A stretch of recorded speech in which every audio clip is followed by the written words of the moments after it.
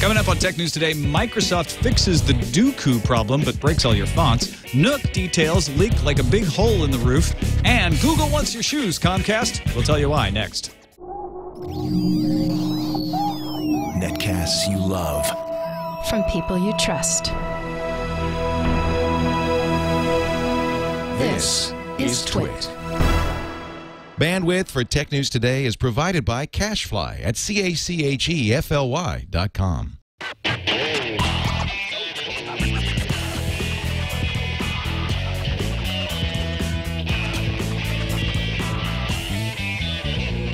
This is Tech News Today for Friday, November 4th, Guy Fawkes Eve, 2011. Tech News Today is brought to you by Ford, featuring voice-activated sync app link. Now you can control select smartphone apps with your voice, so you keep your hands on the wheel and your eyes on the road. Check it out in the 2012 Ford Fiesta and at Ford.com/technology. Welcome to Tech News Today. I'm Tom Merritt. I'm Sarah Lane. I'm Iyaz Akhtar. I'm Darren Kitchen. And I'm Jason Howell. And this is the show where we kick the tech news in the face and say, stay down! Until we investigate the stories. That's really good. That's it. Wow. You should be a soundboard for Halloween. That's actually one of the few times the audio version of this is going to be superior to the video version. Yeah, so I'm sorry you had to see me do that. Theater of In another life, Jason was a Foley artist. Groupon initiated its public offering today. It's a public offering today. They've been operating and operating. They IPO'd at $20, opened at $28, so it took a nice big jump out of the gate. Even at $20, it was the highest tech valuation since Google went public in 2004. Shot up to $31 at its high, and then closed at $26. So a nice profit for all those folks. They didn't even offer a whole lot of the company. It's around 5 or 6%. And the valuation was $12.7 billion. Now, all of this at a time when the NASDAQ was down. Not down a lot, but it was down 0.44%. So it's not like, well, the market was just booming today and they caught a good day. Groupon actually fought the trend. Maybe they had a special. Maybe they had like a half-off stocks today. Somebody had to make that joke. There was just no way around a discount joke with Groupon. So thanks for taking one for the team, Darren. Always, yeah, I'm here for that. I appreciate that. I think this is interesting news in many ways. I mean, we could get all economics about it and say, a lot of people were saying Groupon shouldn't do their IPO right now because of the state of the economy, but it looks like it was the right idea. They did fine. Other people are saying, why would you ever value a company that does coupons at this level, especially when there's so many other competitors? Google Offers is out there. Living Social has been doing well. Well, I mean, that's what the market's saying right now, right? That the competitors are there. We're aware of it. We know Amazon tried this. We know that Google's trying this. We know that a lot of companies are trying this, but people still remember Groupon as the top one. It's either Groupon or Living Social, usually anyway. Mm-hmm. So, I mean, apparently the market thinks that this is the leader. These guys are worth $12.7 billion. I mean, I imagine it's based on all the data they've collected, coming from nowhere, actually. Because, I mean, if somebody like Google has a hard time getting into the market, or Amazon, this is a small company that made it really big. So, I mean, this kind of thing just says, the market says, this is the leader. This is it. Groupon is one of those weird companies where the name, everyone understands, oh, it's that daily deals type of a thing. There are a lot of companies doing it, but Groupon is always the example that you hear. I mean, how many of us are buying Groupons on a regular basis? I've actually bought a couple Living Social coupons. Yeah, but me even too. that I've only done like twice. My wife never bought a Groupon. loves these things. But Groupon? She buys Groupon? regularly. Yeah, there are she buys coupon Groupon. people love, obviously, this model in whatever form, you know, if you're saving money. But it's sort of fascinating to me how much, and Groupon has gotten a lot of bad press, too. At the same time, it's like, it's still just a lot really of businesses say they don't actually benefit. Right. Because people just buy the discount and never come back. It's kind of a Ponzi scheme type of a thing, and the people at the top of Groupon have already taken money off the table, and there's all sorts of stuff going on. But, yeah, pretty successful day for them. Microsoft has released a workaround to block a Windows kernel vulnerability recently found exploited by the Duqu virus. It calls the vulnerability risk limited. In other words, if you're operating some kind of sensitive computer, you need to pay attention to this. Average home consumers can decide whether this is worth the effort or not. The attack itself was discovered by Hungarian researchers and exploits a vulnerability in Windows TrueType font engines. So the workaround is to shut off access to the DLL T2 embed. When you shut off that DLL, then TrueType fonts are no longer working, and it also means that fonts won't display properly in your applications. if you're like, well, I really don't want to deal with that, then you have to decide whether this is worth shutting off or not, because a full fix for the problem is still pending and will not be part of Microsoft's Patch Tuesday fixes for November. You can either do the fix on a command line or go to support.microsoft.com/KB/2639658, or just search for that, and you will be able to run an app that will turn off the proper DLL, but then it will break your fonts. And as we all know, hackers always use windings when they're attacking your system. So just by shutting off this DLL, you're thwarting them that way. Well, right. Microsoft said this is a vulnerability risk limited. I think what they're trying to imply is Dooku's targeted. It goes after industries. If you're a home consumer user, you probably don't need to worry about this. But that is as of right now. Well, a lot of people are making, analogies between Duqu and Stuxnet, which targeted SCADA systems and industries and mainly like Siemens systems and things of that nature. But the way the Duqu works is it just opens up your system with a backdoor so that any arbitrary code could be run on your machine. So it's not necessarily limited. And a lot of the security researchers say that while it has many similarities to Stuxnet, it's nowhere...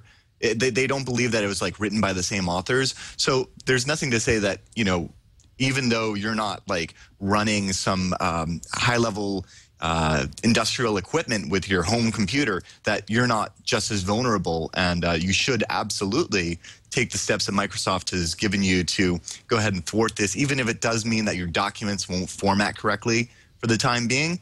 And stay tuned for that patch, because now that Microsoft has said, oh, turn off T2embed.dll, all the black hats are looking at that DLL saying, oh, what else could I do? There was a problem with that. Yeah, exactly. Yeah. Barnes & Noble is launching a new Nook on Monday. At least that's what we think. They're making an announcement on Monday, and wow, this thing is leaking like a hole in the roof. Barnes & Noble Nook tablet has been leaked by Engadget. They say the Nook tablet will come for pre-order November 7th, shipping on November 16th for $249, with twice the RAM and twice the storage of the Kindle Fire.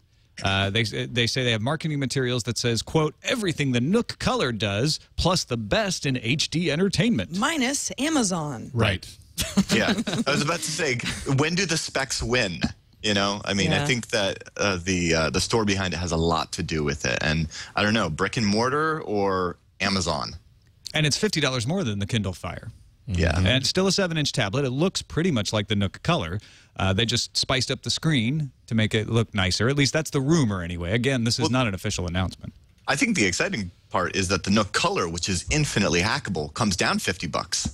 That's good. The Nook Color does go to $199. We'll also get Hulu Plus, Rhapsody, Mog, and Groove Shark apps. This, according to Android Central, saying they've got a leak on the Nook Color. And also Engadget reporting that the Nook Simple Touch would fall to $99. So we'll wait till Monday to really discuss what this means once we have it for sure. But wow, Barnes & Noble obviously not very good at protecting their secrets. But they have a huge jump over Amazon. They're going to have this probably out to their actual stores well before the Kindle Fire actually launches on the 15th. So if this is out on the 7th... Wait, I thought it comes to stores November 16th. Oh, so it's going to be a day later. But the fact is people are going to be very excited, and they won't be able to get the Fire right away. They can go into a store and try out one of these devices. I think people underestimate the value of actually being able to try out a product like a Nook in front of an expert, so to speak. And they can show you and run demos with you if you want. Because I mean, we're all tech, we're tech people, so we don't necessarily need these kind of walkthroughs. But like, I've seen so many people just excited to play with the Nook, not knowing like, oh yeah, the iPad's like just across the street. Try this thing out. It's a huge difference to be in a brick and mortar store from the start. Right, exactly why Borders has totally trounced Amazon, because you much would rather go into a store than buy your books online. Yeah. Well, this is a media tablet, right? You can't smell your books online, Iyaz. This is true, okay, but they do more than books. Don't forget that. That's true. I mean, the Barnes & Noble's trying to branch out beyond that. Circuit City and Good Guys all just killing these online So considering Barnes & Noble didn't die, with this market.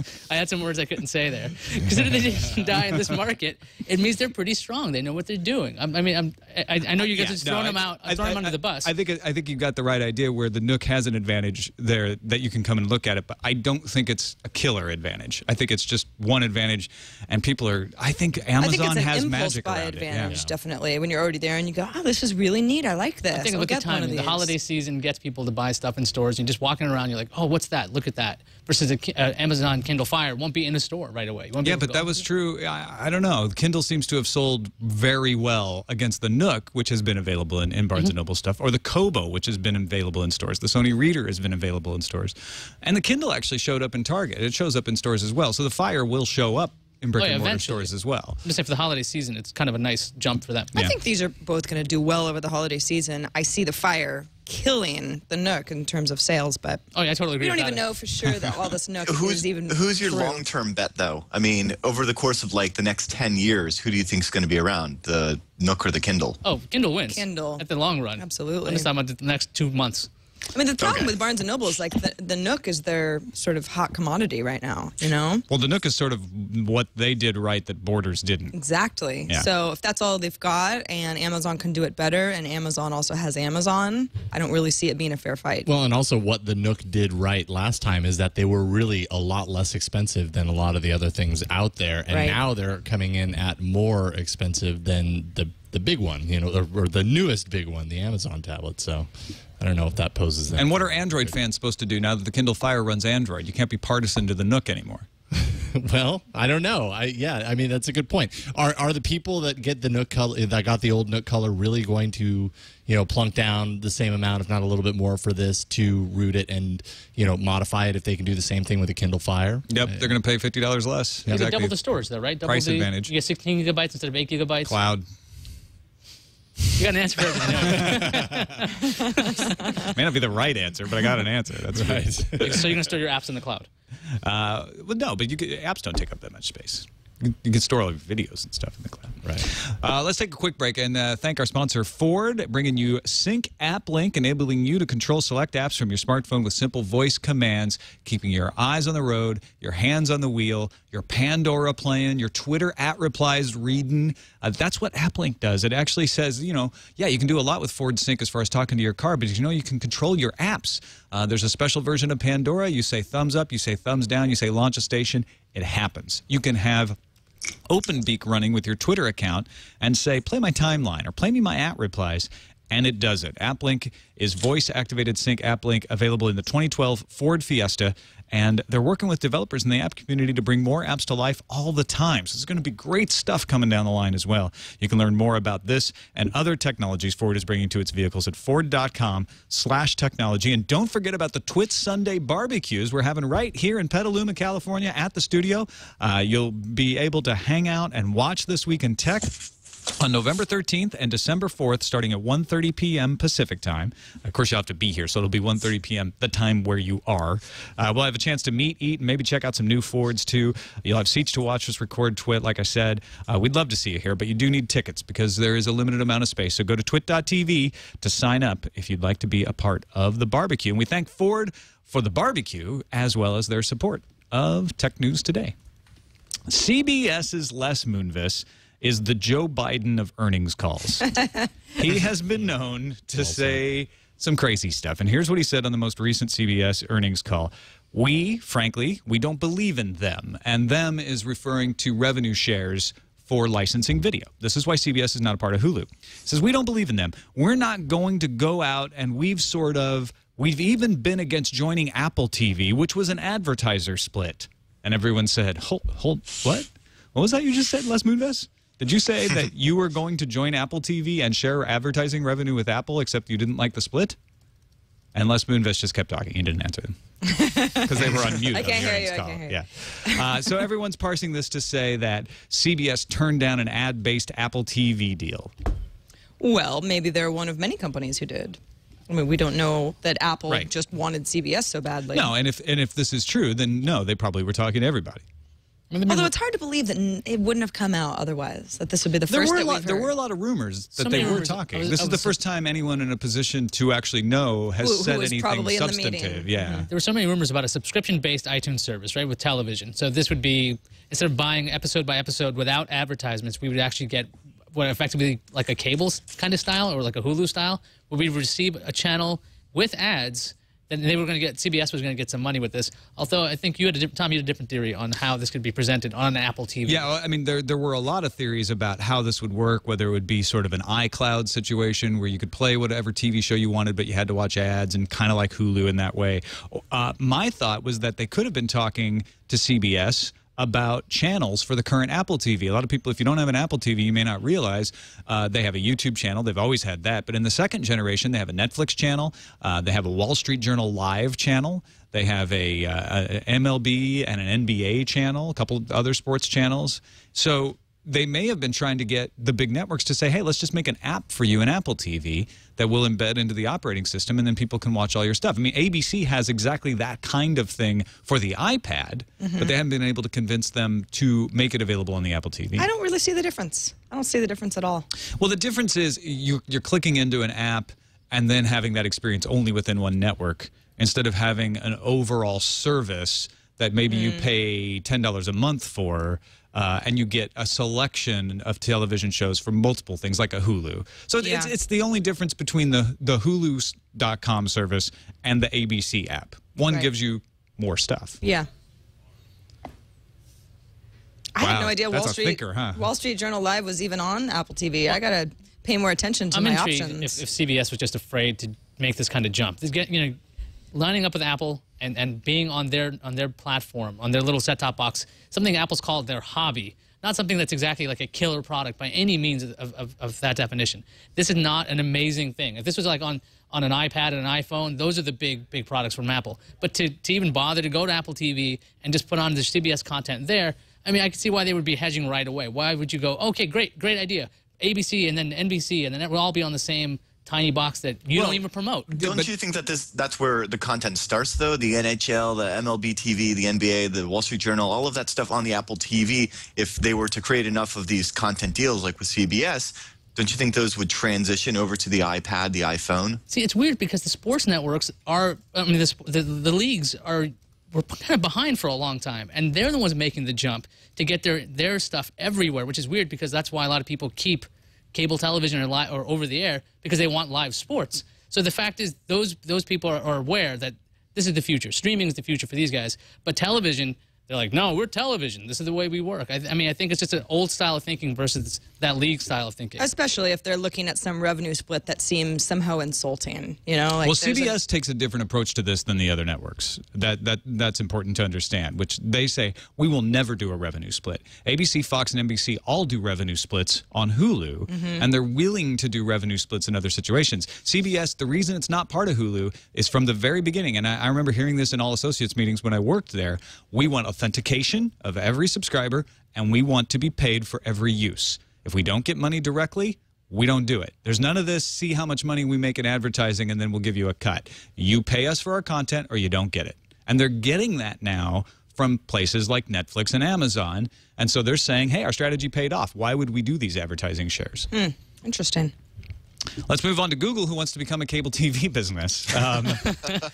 Google is looking at ways to expand their high-speed internet service in Kansas City, Missouri, and Kansas City, Kansas. Remember, they awarded Kansas City the winner in their, like, we're going to put in a really amazing 100 megabit per second optic fiber cable system. Now, they have apparently hired Jeremy Stern, at least those are the reports, to discuss distributing major TV channels over the service with companies like Walt Disney, Time Warner, Discovery Communications, and others in order to flesh it out. They would have a bundle. They could compete with the cable companies, so you could get Google Internet that would also have television channels and voice. Yeah, how does that like affect net neutrality and whatnot? I mean, suddenly they go from... Well, it wouldn't have to affect net neutrality. I mean, any more than Verizon Fios or currently Comcast or Time Warner Cable affect net neutrality. All they're saying is we want to do a triple play. Well, I mean, they already have two of those services built in, so I could see. I mean, they have the platform. Yeah, with, Google Voice. Google you TV. got your voice service right there. I wonder if this is just another thing that Google was considering when they were trying to go out for all those YouTube content deals. They were thinking, okay, what else could we possibly do? I mean, this is a report out of the Wall Street Journal, so there could have been a lot of discussions going on at Google. How can we get into the content business? One, we can throw $100 million on YouTube and have a bunch of content partners.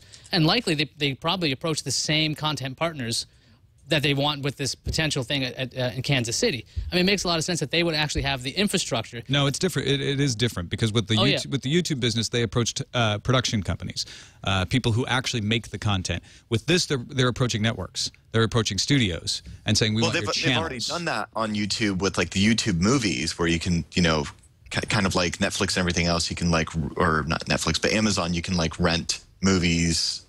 So wouldn't it just... Doesn't this? Well, no. Like This is different though. This is not. This is playing in the land of Comcast and Time Warner Cable and saying, I would like to add your channel and distribute it. I don't want to license a movie. I don't want to license a series of television shows. I don't want to get the content. That just seems like a step backwards. I want to get your channel. Well, it does. Sanford Bernstein analyst Craig Moffat and Carlos Kerner have an interesting take on this. They say that this is a learning experiment, that it adds to their status in promoting net neutrality because they say, look, we're doing what is, you know, could raise a net neutrality violation like Iyaz brought up, but we're not going to violate it. Number two, a laboratory for Google to learn about technology and consumer behavior. And number three, an opportunity for Google to learn about the economics of deploying and running infrastructure. In other words, it's a very engineering mindset. You go at the problem and say, we keep running into problems licensing those television shows and movies that you were talking about, Darren, for YouTube. And we want to learn why. So we'll start a business. We're in Kansas City rolling this out anyway. Let's make it a cable company and learn what these issues are. Do you think this could be Google just trying to like set an example? I don't, yeah, a little bit, but also just saying like, you know, we keep running into people saying, well, because of the cable business works this way, we can't do that deal, Google. And so Google's like, well, let's start a cable business so that we can come back and go, see if we all can right, make we've it better. been running a cable business now. Here's how I think we can solve this problem. I think it's actually a gigabit in Kansas City, right? So they have the bandwidth. I said 100 megabits? Right. It's a gigabit. It's a gigabit. Oh, nice. So they have the bandwidth to handle like traditional cable television style channels and their own internet speeds. I mean, if they already put out the infrastructure, why not try it? Yeah. Yeah, is this the old adage, if you can't beat them, join them? Can't we ask someone at Google, hey, what are you guys doing? And then they can just tell us? Yes, Google, please tell us what you're doing. Because we could speculate all day. We'll contact Eric Schmidt. They're not gonna, the thing is, they're not going to tell us. I think it's the old adage of walk a mile in my shoes. They're like, Time Warner, Comcast, give us your shoes. We're going to. We're going to walk in them. We would like to walk. Finally, Apple generating a disproportionate share of the cash in the smartphone business. According to Canaccord Genuity analyst T. Michael Walkley, Apple generated 52% of the operating profits with only 4.2% of the global handset unit market share. That's some cash. And that's what Apple does. They make all this cash. They do it in laptops already. They have a small market share, but they make a majority of the cash in the laptop sector. And all that cash gives Apple a huge advantage in the manufacturing market. Business Week has an in-depth profile on this, the idea that because Apple has this cash, they can spend exorbitantly whenever necessary and reap the benefits. And they tell a story about how Jonathan Ive wanted a green light to come on when your camera lights up on your laptop. And everybody said, well, we don't really have a space for a light. That it's a solid metal piece there. I don't know how we would do this. And they realized, well, the one way we could do it would be really expensive to put a laser up and shoot a green laser through a hole that you build in the laptop. And I've said, great, we'll buy a bunch of green laser shooty thingies for $250,000 a pop. We got money. We got money. This is what I want. Fix the problem. This is not a problem for Apple. And that is actually one of the reasons they're able to do the stuff that they do, because they control every aspect of the supply chain, unlike others, and they have the money to do it. So does that mean when people complain about the Apple tax that theoretically people who are buying Apple products are paying for a different customer experience in the long run? I mean, in the same Business Week article, there's discussion of iPods being sent directly from the factory to the consumer. So you're able to get things like when they say your phone's going to show up in 2 days, like it does show up in 2 days. It's not like this situation where they don't have an inventory control problem. Right. So I mean, like, is buying into Apple, is that the same kind of Is it really an Apple tax when you really are going to benefit later? Well, and the iPad, you can make an argument that the iPad doesn't even have an Apple tax, that the cost there is equivalent or cheaper. Nobody seems to be able to undercut the iPad and still put out the same quality of a tablet, the same size, the same power. All the cheaper tablets are smaller and running, less powerful processors. And part of the reason they can do that is because they just buy up all the parts and say, no, not a problem. And then I think they charge what the market can bear. And so, yeah, I think going back to what you're saying, one of the reasons they can charge more is because you're going to love it, because it's magical and revolutionary and all that stuff. Why can't people cry foul on parts monopolies? Well, because I don't think they actually monopolize the parts. They just tie up everything they need. It's not like nobody else can buy RAM. They just get first in line.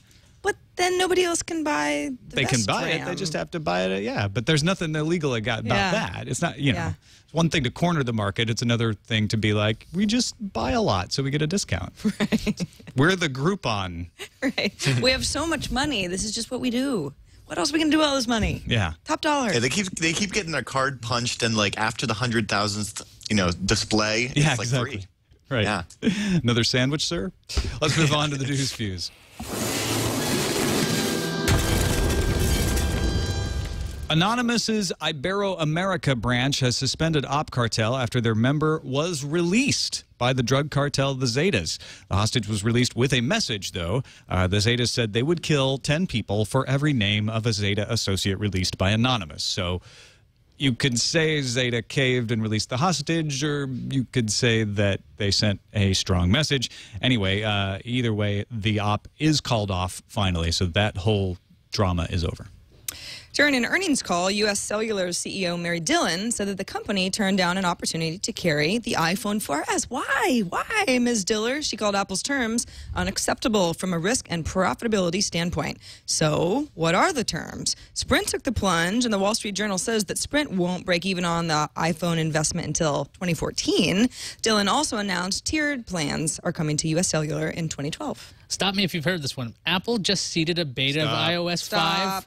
To fix the battery issues. We have heard this. You've heard this before, but Apple released a second beta. Oh. That's what this is. Less than 2 days after releasing the first one, iOS 5.0.1 should fix the battery drain issues caused by iOS 5, as well as security hole about the whole iPad being unlocked with a smart cover. It usually takes weeks between betas, so this may indicate that the fix will be available to the public sooner than later. Now let's check in on how the government is checking in on you. A report from the AP says that the CIA team known as the Vengeful Librarians are watching over 4 million tweets per day. You thought your feed was a lot. They're also looking at Facebook, chat rooms. They've probably got an egg drop bot in IRC and a whole lot more. One of their missions is to gauge public opinion. And meanwhile, a new piece of technology made by Columbia University, but funded by DARPA, who brought us the internet, have created fake documents that ping a location when they're opened. So the docs may alert a user that the docs are trying to contact a server, so probably still needs some work, but interesting research nonetheless. They must have used the TrueType DLL. Oh no, it's all Windings. Google has made some changes to its search engine algorithm, which always gets a lot of people excited. The timeliness of an item will now be a factor, and Google expects this to impact about 35% of all searches. So if you're looking at something like the Olympics, you'll get results about the most current Olympics first. This ought to drive certain SEO experts a little nuts, as every change in a Google algorithm drives. I'm actually looking forward to this because there's so many searches that I do where then I search the term and then I go to news because that helps me organize by timeliness. I wonder how many searches I won't have to do that for. This will be hard. What if I'm looking for old information, though? I guess I'll just put a year in there. Old colon. When I do Tech History Today searches, a lot of times I'm like, no, I want to find out what they were saying about this in 2004. Right. It'll still be there. You just have to scroll down. Yeah, it'll be on page 10. Nobody scrolls. All right, now for the triumphant return of Patent Wars. Also known as Crazy Eyes. European Union's antitrust body said on Friday that they have sent requests for information on the enforcement of standard essential patents to Apple and Samsung, claiming the requests are standard procedure.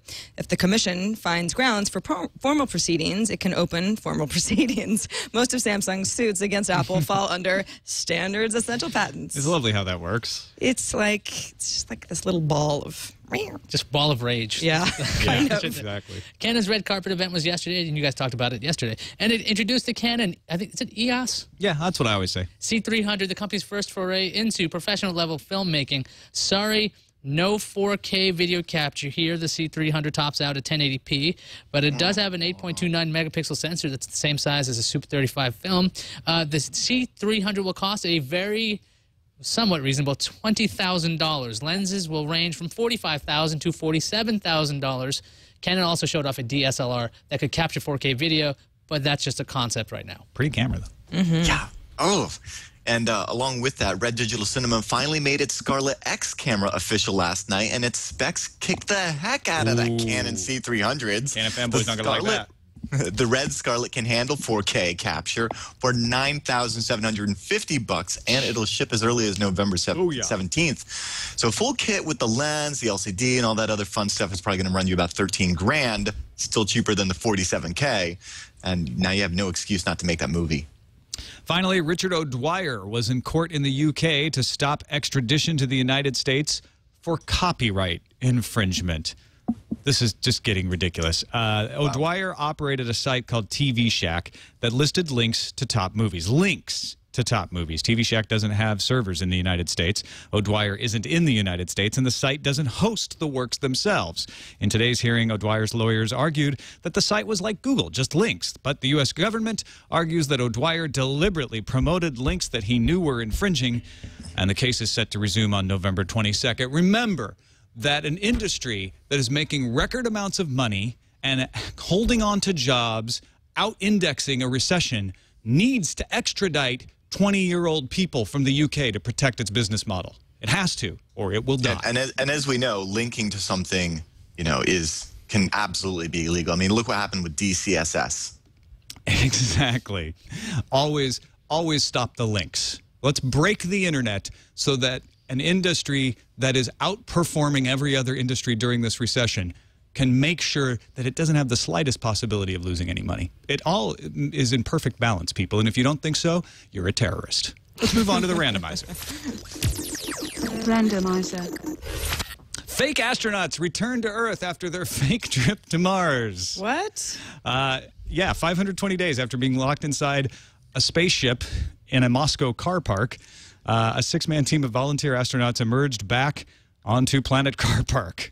Oh, dude. The all-male crew, they could only shower once a week. How they many had to days? 520. That is so canned awful. food, delayed emails. The Mars 500 was run by the European Space Agency and was designed to see how space crews would cope with confinement and daily activities and the psychological stress of a lengthy trip to Mars and back. This is a six-man team of volunteer. I wonder how many started. It's like 15 start, you know, they're locked together. They're like, forget it. They just keep shoving them out the airlock. Hey, get out. And then, oh, I'm in a car park. This isn't so bad. Don't sign me up until we can at least go warp 6. Just saying. Yeah. You know, I don't see much in here. They said they had their ups and downs. August was the mental low point for them. It was the most monotonous phase of the mission. Friends and family were on vacation, so they didn't get as many messages. The messages were delayed, time delayed, but they could communicate with the outside world. But it is funny how we have this reaction to this because we know it was in a parking lot. But if they had been on their way to Mars, we would have called them all heroes. It's true. And we wouldn't have. We wouldn't have talked about how sweaty smelling interesting to Because see. it's like, what are they going to do? Would have been. It'd be interesting to see the long-term psychological effects of being locked in for that amount of time as well. So I would hope they'd follow up with these guys. Yeah, absolutely. Yeah, that's a good point. The study's not done yet. Let's check in with the calendar.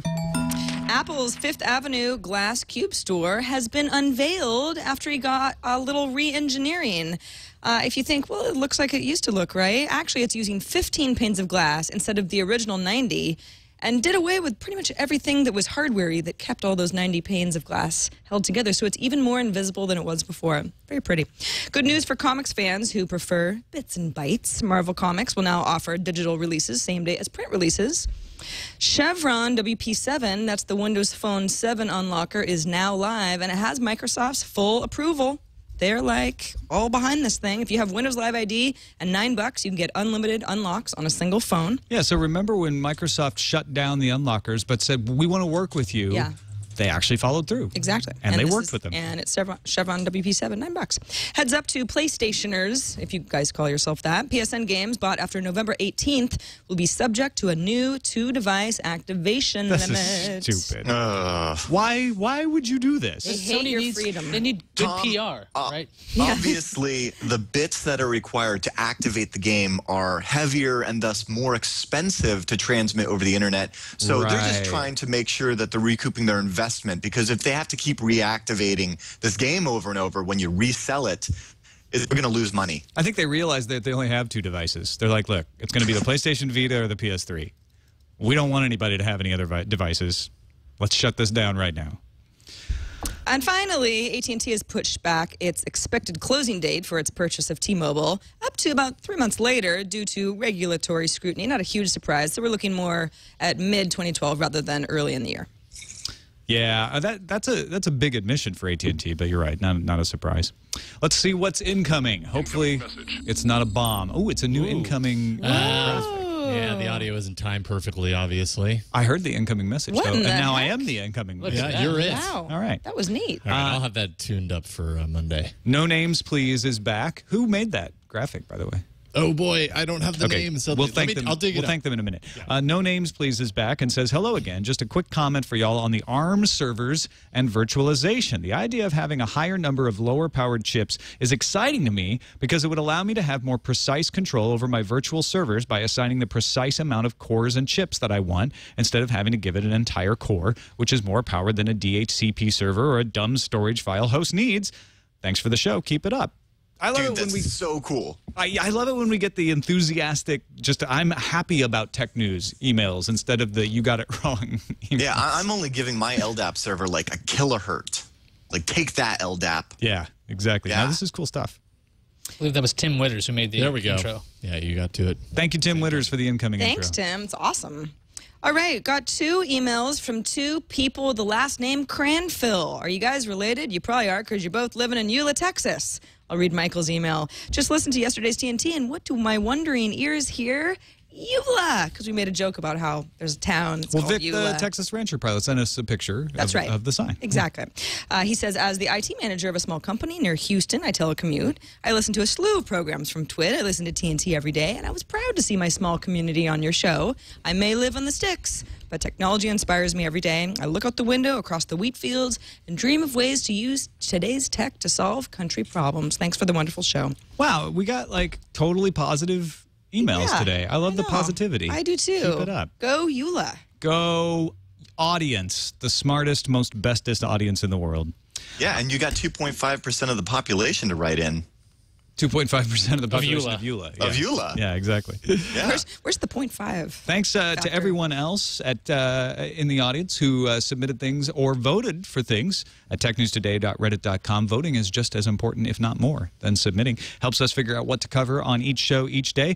And if you've been listening to the show all year and you're like, remember that one time when Sarah made that funny remark, or Tom killed a fly? Never happened. Or Iyaz went off on a rant about patents. That happened. That is one of the best moments of the year. You need to put that in your best of show at the end of the year. We need your help collecting those moments. Go to twit.tv/bestof and put in the name of the show, the episode of the show. If you have the time code, that's even better because it helps Jason track that stuff down.